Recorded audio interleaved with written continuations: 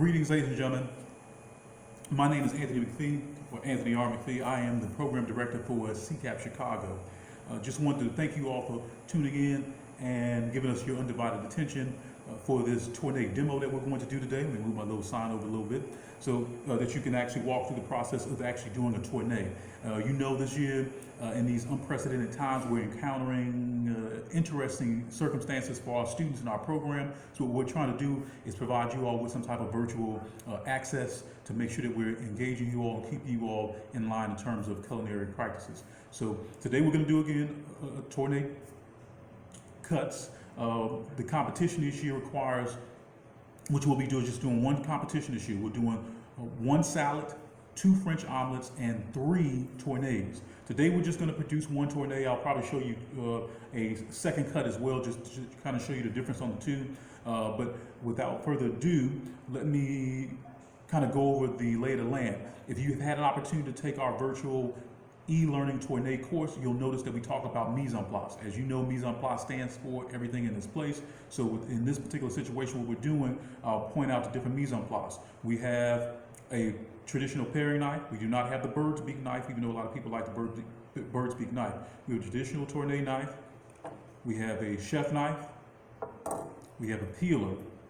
We have our bowls here. We have our water here in a bowl to keep our potato cuts in so that it does not oxidize or brown on us. That's very important for presentation purposes. We also have our scrap bowl here as well. And then we have an additional bowl here on the side with extra potatoes just in case we want to actually practice a little bit more, because we know practice is key. We also have a ruler here, okay? Okay, and that ruler goes from 1 inch to about 12 inches. And need that to make sure that we're in the right length for our Tourne cut. We also have our cutting board.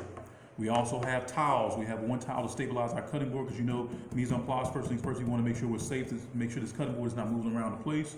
So we'll take that towel, put it down there, so it again gives us a little friction, does not move. And we also have a towel here on the side just to wiping up spills. And just FYI, you don't see it behind our little display board here, but we also have our detergent bucket here, as well as our sani bucket, which is behind the sign here, just so we can wipe and clean as we go. So those are our mise en place, or tools that we need to Tourne. Now, jumping right in, we are going to use russet potatoes today. And you can see the difference here, or see what I've done here. All I've done, if you think about it in terms of cutting your Tourne, I've actually peeled the potatoes and I've actually blocked it. Let me say this, just since we're talking about blocked potatoes, it is not a perfect block cut. Okay, some chefs or some institutions, when you're going through the Tourne, will say that it needs to be a perfect block. I'm a little lenient on that, as long as they can get into the block format. I'll cut this down just a little bit more so you can see what I'm talking about.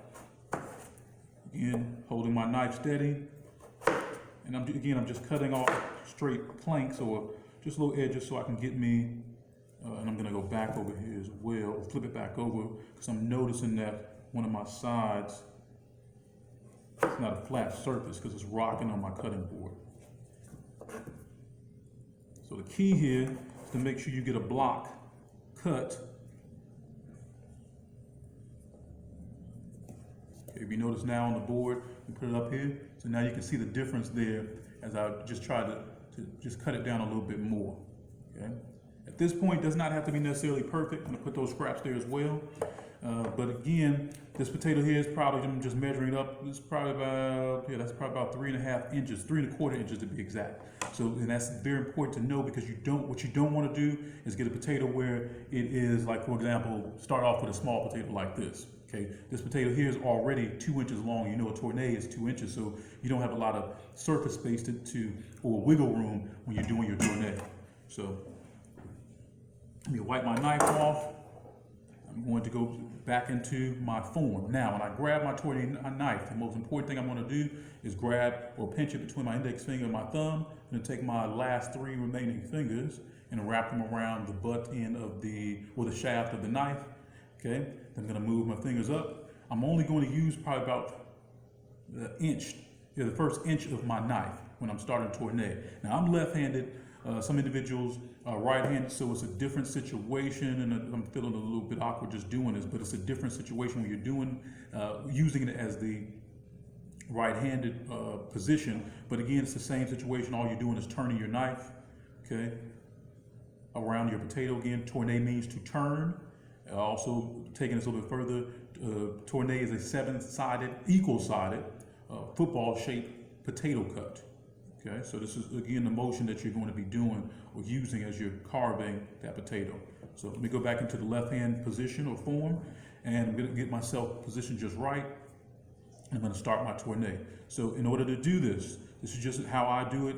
Again, just moving my knife up, holding a knife like this here. Do you all see that?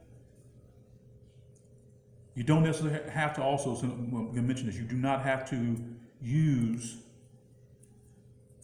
gloves when you're doing this. I actually have on gloves today because, simple fact, when I was prepping today, getting my workstation together, I accidentally rubbed my finger here up against something at the about three compartment sink, so I cut myself or nicked myself. So again, handling food, to be safe than sorry, I want to make sure that there's no bodily fluids or anything like that on my food or come in contact with the food.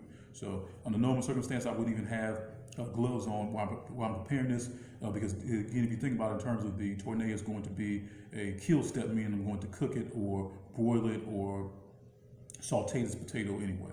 So again, going back to the cut, what I've done is made my first carving motion here. Now I'm going to, if you notice now I have a flat edge there, I'm going to skip that edge and I'm going to go to the next edge here. And if my knife skips, that's no problem. You know, just control the knife so that it doesn't skip and cut your hand. So that's the second cut there. So one that was there, second cut. I'm going to skip this flat surface there. I'm going to go to the next edge.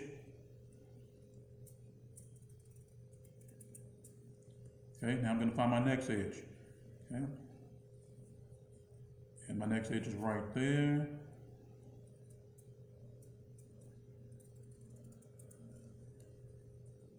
There we go. So now I've hit all four of my corners, all four of my edges. Okay, and I have these flat edges here that I'm going to come back to. Okay. All right. Now we remember, and again, before I finish that thought, let me also go back to this. Tourne has three sizes: small, medium, large. Small tourne cut in French is pronounced pomme cocotte. The medium cut in terms of tourne is called pomme papier, and the large cut is called pomme chateau. So pomme cocotte, pomme papier, and pomme chateau. Okay, the tourne cut for the pomme cocotte is the traditional cut. So pomme cocotte, you think about that's about, which is the small, that's about 2 inches. The pomme papier, which is the medium cut, is about 2.5 inch lengthwise, meaning length. And then the pomme chateau is about 3 inches in length. So that's about, to be honest, the pomme chateau is about this length exactly for that particular cut. So we're gonna take almost about 1 inch off of this, so it can be in the traditional pomme cocotte or 2 inch length category. So again, without further ado, let me actually jump back on to the potato and the demo. All right, I'm going to dry my hands off a little bit on the towel here because I have on these gloves, my hands are it's a little slippery. But again, when you're tourneing, remember the skills that you're developing is patience and discipline. So I myself am going to control this knife, not the other way around, because I don't want to cut myself. I also want to make sure that this tourne is closest to the knife cut as possible. And when I say knife cut, I mean the pomme cocotte or the 2 inch length in the traditional 7 equal sides football shape. So now also let me point this out. Still have this flat shape here. What I want to do is bring that down, and I'm going to use this opportunity to just take my knife. I'm going to go in on an angle, come up. I'm going to hit the flat surface, then I'm going to come down. I don't know if you all see the difference there already. I'm going to go back over that cut. And again, if your knife slips, no problem, just control it, back up, and then go right back over it. Okay, now, another major flat surface, what I'm gonna do is take my knife, come in on the edge there, follow my flat surface, and I'm going to tilt the knife, come down. Okay. Now I'm going to just continue to turn the potato and just to tourne as I go along, or carve the potato. There we go. Got one more flat edge there.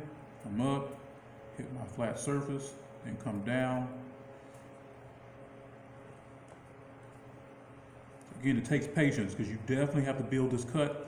You have to control the knife. And I'll be honest, my fingers are cramping up as we speak, but what I want to make sure I do is control my knife so I do not cut myself, which I have done in the past.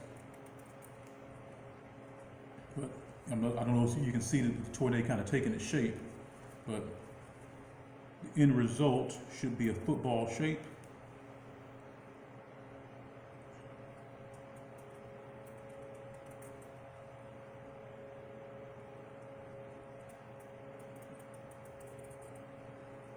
And it should be 7 equal sides.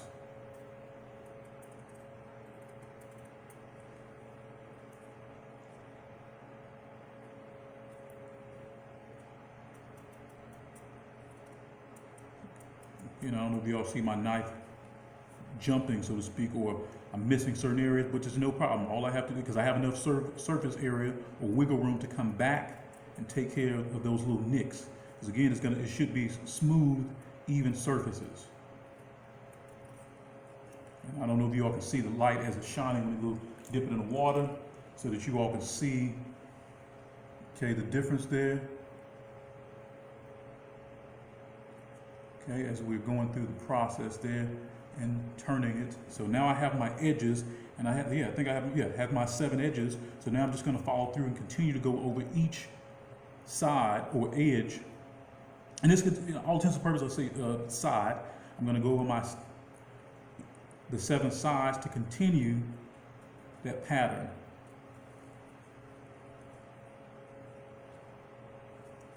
I'm going to flip the potato.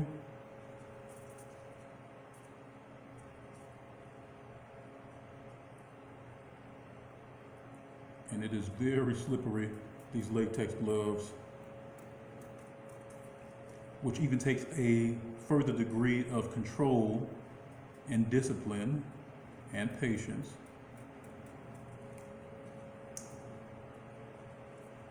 Which are skills that you have to use in any industry, whether it be culinary, hospitality, business, you name it, you have to use those skills. You also have to use, in this particular situation, a bit of critical thinking as well, because you'll notice once you start tourneing, you may have one side that's a little plumper or fatter than the other, so what you have to do is continue to shape it down. So let me show you this again. Technically speaking, we're still in the Baume Chateau size, okay, but this is pretty much what a Baume Chateau would look like. So again, what I'm trying to do is bring these sides down,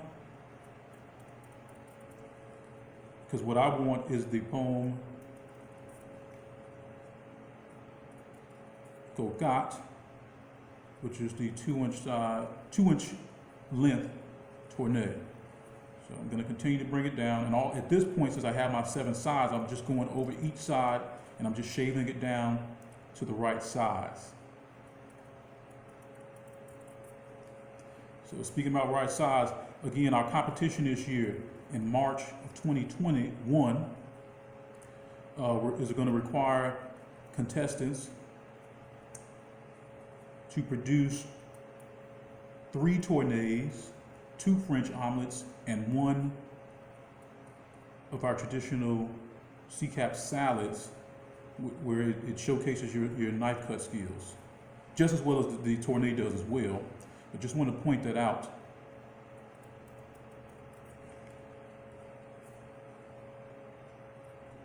So a lot of people, again, as you mentioned, as I mentioned in the virtual e-learning tourne session, some people don't like the tourne because it's not used widely in the industry anymore. However, I've had some students of mine, remember I used to be a chef instructor, I had some students from years ago contact me and said, hey chef, I appreciate you for showing me how to do the tourne. They went on a job interview at a hotel, and the hotel asked them to do a tourne cut. there are some hotels out there that will use that as a screening process or as a level of skill level to see if individuals know how to tornade. So, and I also know some individuals in the industry that do not favor the tornade anymore because it is very wasteful. You all notice, or if you haven't picked up on it, it's a lot of waste. I've taken this down to about, probably gonna take down about 80% of this potato just to make sure I get into the 7 equal-sided range.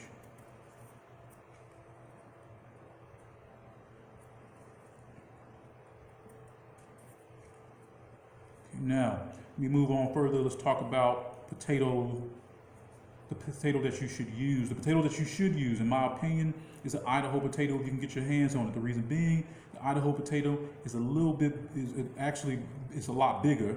You can probably get about 3 tournays out of 1 Idaho potato. I'm gonna take this down. I'm gonna scale it down just a little bit. Again, I'm gonna, because actually, I actually have a lot of room here now, because again, I have about 2¼ inches. So what I'm going to do is take off probably about 1/4 inch. I don't know if you all see that there. Okay, but what I'm trying to do is pull the size down.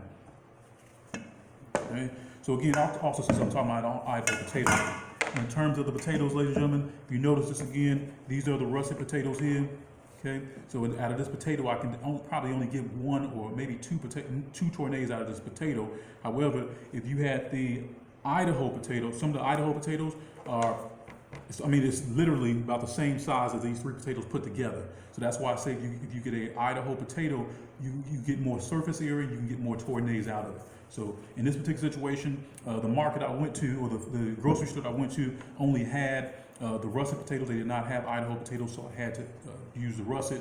But that's just something to think about as well. But again, when you're working with Idaho potatoes, again, it's like the Mack truck or the 18-wheeler truck of potatoes, so you get more surface space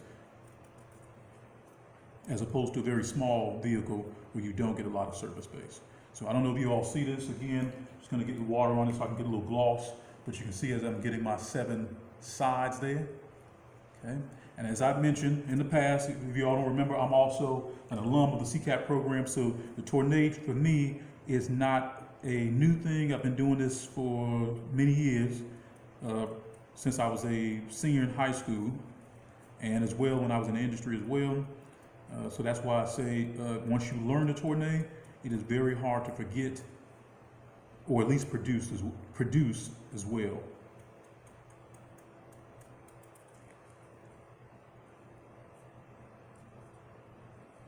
Okay, I'm not sure you all can see that, but it's definitely getting there. I have my edges, and I'll put it up close to the camera so you can see.